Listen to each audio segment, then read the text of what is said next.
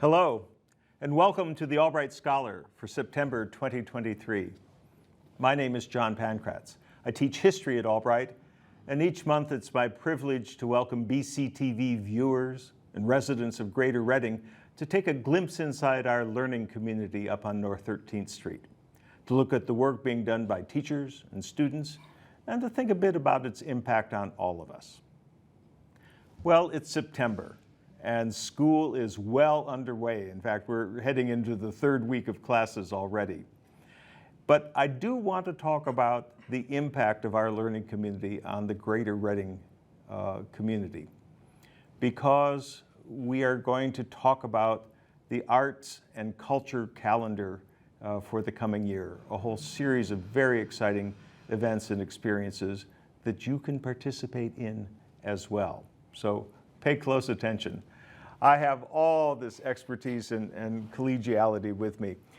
David Tanner is the Dean for Arts and Cultural Resources at Albright. Next to him is Matt Garrison, a professor of art and digital media. And then joining us is Stephen Nicodemus, Assistant Director of the Center for the Arts at Albright College. So welcome all three of you. David, it looks like it's going to be a great year. It's already a great year, and we'll talk about that. But absolutely, yeah. We have so many things to offer, over 150 events in the arts alone, and everything really, for the most part, back in person, although we did learn over the pandemic, which now we're 2 years out, that we do have a virtual audience. So there are some things that are still virtual that are out there for folks who can't get to campus and things like that as well. Right. Yeah. And that's good for scheduling particular speakers from a remote area rather than a plane flight. Absolutely. But then, as you say, people who have their laptop can check in and almost be there. Absolutely, yeah. So lots of good things to talk about today. Great. Matt, well, let's highlight one that right off the bat that you're involved with, the Friedman Gallery, this venerable contemporary art space at Albright, has hosted an incredible range of artists over the years. And right now, in one show that you've curated, we have multiple artists sort of pursuing their sideline. Yeah, well, I've brought together a multimedia collection of artists, and there are 20 artists in the show, and it's just so exciting to bring these people to campus and to the Reading community. And the exhibition is called Parallels and Rupture. Yeah. And the starting point for the show was to have artists who are known for one body of work, but also have a kind of parallel practice that people may not be as aware of.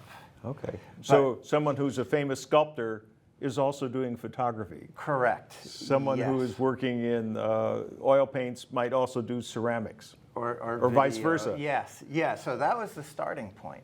And much of that was around the idea that artists really have the freedom and need that freedom to explore, experiment, investigate in the studio.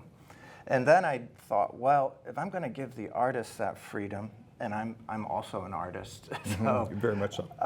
I wanted to give myself that freedom as a curator. So I started to expand the definition of what Parallels and Rupture could be. Yeah. And what I came up with is, one, we're living in this incredible moment, not only in art history, but in history, really, where there's recognition and a reassessment of history and artists from a multicultural point of view, including more women as well. So I wanted to definitely use Parallels and Rupture to address that. Yeah. And then thirdly, is societal rupture. And some of the issues that are addressed in the exhibition are the AIDS epidemic, COVID, of course, and then today is especially meaningful because of 9/11. And there are multiple pieces that make reference. And there's a beautiful suite of work by Tseng-Kwan Chi, a photographer, Judith Shea, a sculptor who has included a photographic collage, a digital piece, and then Susan Kreil, who did this beautiful large pastel of the World Trade Center. So these three together are quite powerful, I think, especially today. All right. Yeah. It's a remarkable assemblage of different, very different kinds of work. Stephen, you've seen it, of course, many times. Yes. It's a very pleasurable exhibit, isn't it? It really is. I think that I don't necessarily always go into the gallery and expect to see such an assemblage, as you said before, of work, but it really kind of changes my perspective on things, because going into it, knowing what some of these artists have done in their past and seeing a completely different work completely blows my mind, because it's just, I didn't expect it, honestly. Yeah. So seeing these kinds of parallels and ruptures, as Matt said, and the name of the show, I think it really encapsulates it and really kind of makes you think about like how we perceive an artist in the realm of art itself, and are they only a sculptor? Are they only a photographer? Are they only a painter? You know, and I think that that's the cool part about this show. It really kind of turns that on its head. Yeah, and it offers a kind of liberation to us as well as viewers. And could I just let people know who's in the exhibition? Yeah, why don't you mention, drop a few names for us, yes, please. Yes, it's actually, it's just so great that so many artists agreed to participate. And they are Turia Adkins, Paul Andretti, Romare Bearden, Joel Carrero, Tseng-Kwan Chi, Willie Cole, Peter Coyne, Susan Kreil, Alex Golden, Sarah Jimenez, Catherine Lee, Jennifer Markowitz, Margaret Meehan, Creighton Michael, Marilyn Minter, Anna Perezzi, Mahler Ryder, Judith Shea, Danny Simmons, and the Jeju Island Artists Collective, which includes Yeonjin Kim, Eunsun Choi, and Kyungjin Kim. Wow. Wow. So just really amazing to have them all To have here. all of them together on our walls. David, when can people visit the Friedman Gallery? Sure. So the gallery is open Tuesday through Friday from 9 to 5 for drop-in visitors, as well as Sunday from 1 to 4. But certainly group tours we open up at other times for, just we need to know in advance to be able to do that. I know Matt's already given a couple of tours as well, and we have other folks that can do that if folks want a guided tour. Yeah. And there will be a brochure as well for the... There actually will be a full catalog that's coming. So we'll have some of your beautiful photographs in there, as well as the images that the artist and Matt have taken to really be the thing that lives past the exhibition. Matt is also, in addition to being an educator and an artist and a curator, he also has written a piece for that, or is working on finishing that up, that really will collectively kind of look at all of this, the theme of this, and will be featured as part of that catalog too. Oh boy, Yeah. that will be valuable. Yeah, absolutely. Indeed. Yeah. And how much does it cost to view the Friedman Gallery? That's the best part. It's free. Oh. It's like in the name, so you won't have to forget that. How great. Well, we have a number of, there are a few events that charge admission, but most of what we'll talk about today is free. Indeed, yeah. Many of the programs that we have are absolutely free. They're open to the public. In addition to the fabulous exhibit that Matt has put together, we have 2 other shows. Right. We have in our project space a show by Lisa Nanny, and her work is based in sculpture, but also in installation. It includes neon, as well as glass and plexiglass. Yeah, really just something very unusual. I can only think of one other show that we've even had a single neon piece, and to have her collective work is really interesting, and also a nice compliment, because again, you also have in that show 3 pastels. And so instead of using those as studies for her sculpture, we learned in part of her talk that she does those at the end. So it's this interesting kind of take on what an artist might do to actually think about the process of how she would approach the sculpture. It actually documents the sculpture. And so I think that's very, very interesting to see. And her show really focuses on the flow of energy. It's called Flow. So that's nice. And then in the foyer gallery, we also have another guest curator, Lindsay Jankay, who curated a show by Mitch McLaughlin called Forever. That uses LiDAR technology that really investigates kind of the intrusion of AI into our lives, but finds comfort in some of that in this particular instance. I don't want to spoil the Right. show No, itself. there's but a whole yeah, narrative there is a that you need to narrative. follow along, and it's harrowing and It is. comforting. It is, yeah. So we've got 3 amazing shows, so thank you so much, Matt, for that, and to all of the artists that are willing to show their work at the Friedman. Yeah. We have a bit of theater coming up. We do indeed. In just a couple weeks, the first show of the season, which is a devised piece organized by Jeff Lentz and designed by Cocol Bernal, but the ideas and the on-stage talent provided by Albright students. Some of them first-year students, and they've been working on this piece for all of 2 weeks now. Absolutely. And it's going to come together over the next 2 weeks. It is, yeah. So we just finished up a great season last semester. In fact, the cover of our annual Arts and Culture magazine, which is up now, you can see. We're happy to send that to you for free. It's available also online that you can download as a PDF. But in there, you'll find all of this information as well. And as you mentioned, that first theater production, Song and Story, is the title, is directed by Jeffrey Lentz, but it includes small vignettes that will be put together and the students will produce and things like that. So that's going to come up here at the end of this this month, running the 28th through the 30th, and then also with a matinee on Sunday, October 1st. The theater productions are one of the only things that we do charge a small fee for, but considering we've won multiple national awards, 6 times honored at the national level by the Kennedy Center American College Theater Festival, that small fee is worth it to see I think it's worth it. nationally recognized theater. So, yeah.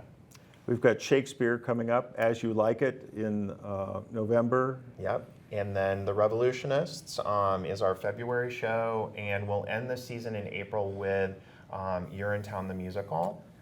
So I know everybody always loves to have a musical, and we try to do those periodically, but with our new vocal voice major that's our co-major that's part of the music program, we're able to do those more often, and so we anticipate at least maybe once a year doing those.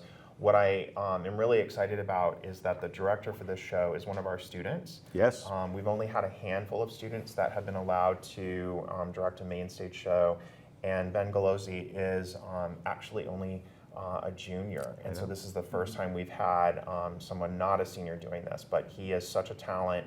People may know him from his work at Ephrata Performing Arts Center and in the local community in general. So I can't wait to see what he does with that show. Yeah, I think it's going to be stupendous. Yeah. Yeah. So a good theater season. I think so. Yeah. I think so. And if you do want tickets to that, Stephen is the person to see for that. He's our, in addition to being the assistant director, he's the box office manager.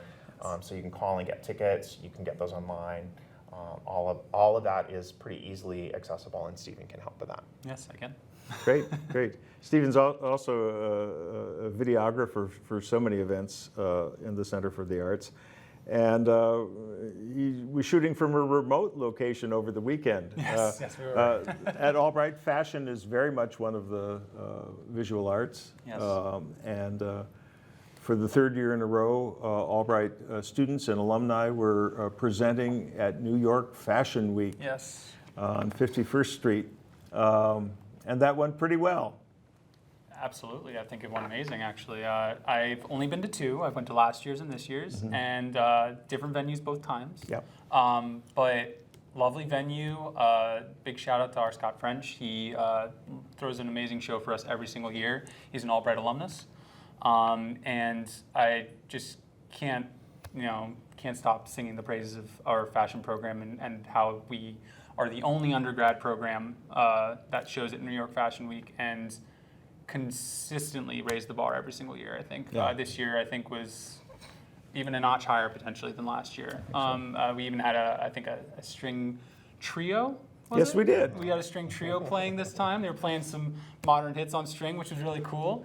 And I just thought that the work by both the alumni and the current students that we have just exceptional. So. And of course, you can read more about the whole fashion season. There will be Yes. another on-campus fashion show. There'll be people from the fashion industry speaking on campus as well. Yeah, at the end of every spring, the showcase happens, the runway show on campus, and that is where our jury will make a selection about who may be moving forward to the showcase in New York. And so that's usually a mix of both alums as well as current students. And this year we had six of those that we were able to feature as part of New York Fashion Week. So really an amazing opportunity for both our students and alums. And a testament to them also, it is not easy to come up with a whole line of pieces, to be quite honest. The rigor that goes into making a line for Fashion Week, especially New York Fashion Week, is intense. And many times by the time they're showing at the Fashion Week in the spring, they're only part of the way through completing that line. And they have a very busy summer ahead to complete by the time the second week of school runs around. So I think that it's, again, a testament to the program. Yeah, we're talking about 6, 7, 8 different garments, and yet that hang together as a collection as well. Stephen mentioned a string trio, so maybe we should turn to music. It's going to be a nice musical year as well. It will be. As always, we have many musical opportunities. The choral concerts, we have 2 of those each semester. The first one will be coming up on October 7th. That's our Master's Works concert. We also, of course, have a number of ensembles, instrumental music ensembles, the Rap Collective. We have the jazz combos. So those things happen throughout each semester. Again, the best way to do that is to check out our season magazine, check out our website, follow us on our social media. We're both on Instagram as well as Facebook. And you can get all of those dates. Those are all free events. All free. We do, however, have a couple of partnerships this year that I'd like to highlight. We are working with Berks Opera Workshop, or Berks Opera Company, again this year, to bring back Amal and the Night Visitor. Super successful when that program happened several years ago. That will be back at the end of the fall semester in December, so watch for that. Sort of a Christmas special, if It you will. is, yes, absolutely. And then in the spring, Ringgold Band will be on campus. So I'm very excited about that, especially after last year having our partners down at the WCR really bring chamber music to us.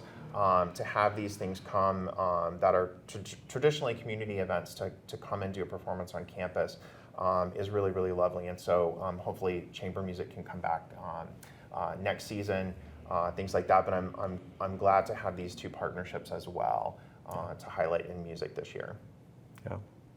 Sunday Symphonia is another one of those, and you're very aware of that. I am. As a member of I'll start Status practicing. Teams. Yes, absolutely. So it's just a really great opportunity for the community and our Albright community to come together. Yeah. Right. I think it's important to recognize the resource that the college presents to Reading in general. Absolutely. And I hope people feel welcome and encouraged to visit. Absolutely, yes. And again, those are, for the most part, free events. I think there's a small fee for Amal to come and see that. And I think Ringgold has a small fee because this is their anniversary year, and so they're trying to do something special with that as well. And a venerable institution that is. Absolutely. I mean, they've been Goodness. around for so long.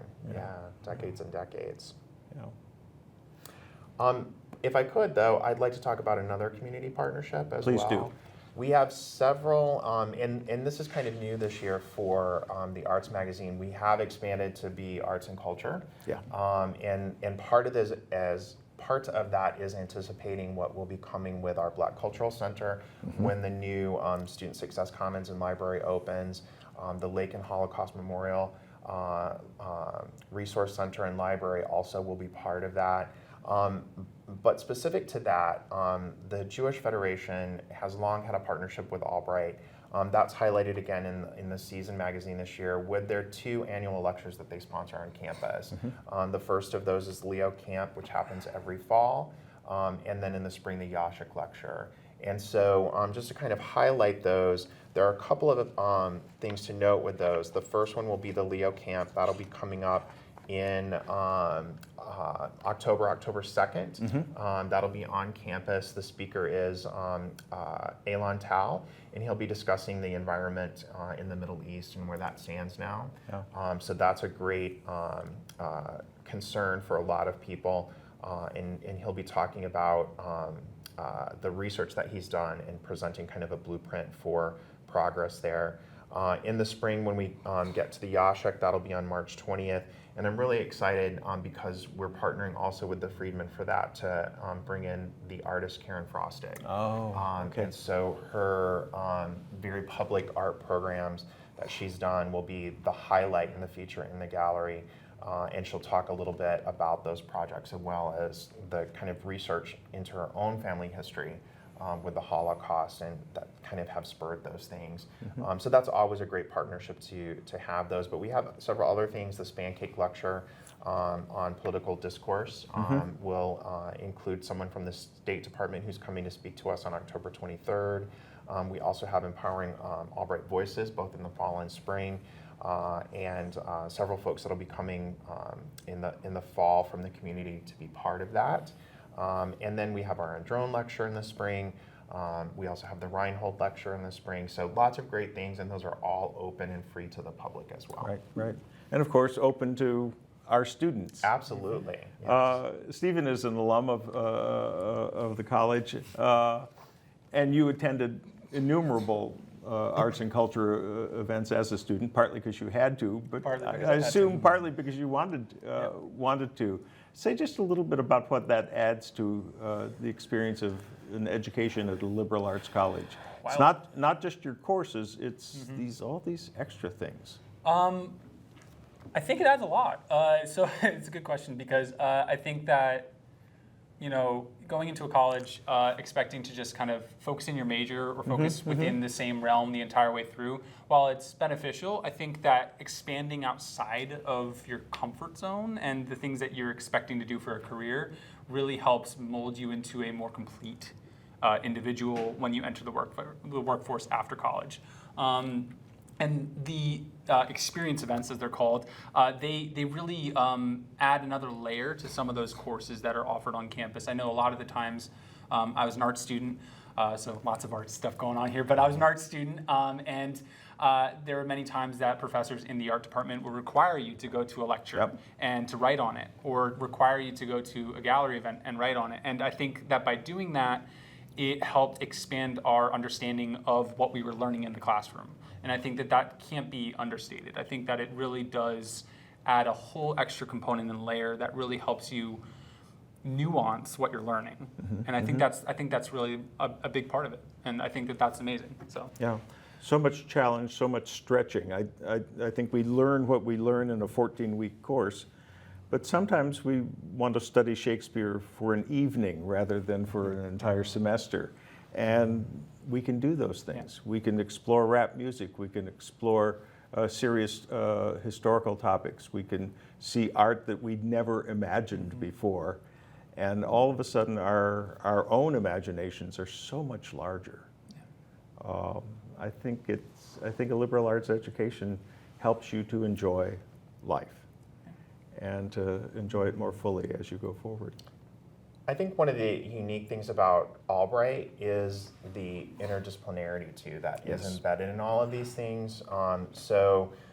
Matt was very consciously including works in Parallels and Ruptures, and I'm thinking particularly of the 9/11 pieces, which I've used already in my first year seminar course, but also works like Judith Shea's Constructed Jacket, that will be things that, for instance, the fashion students can use too.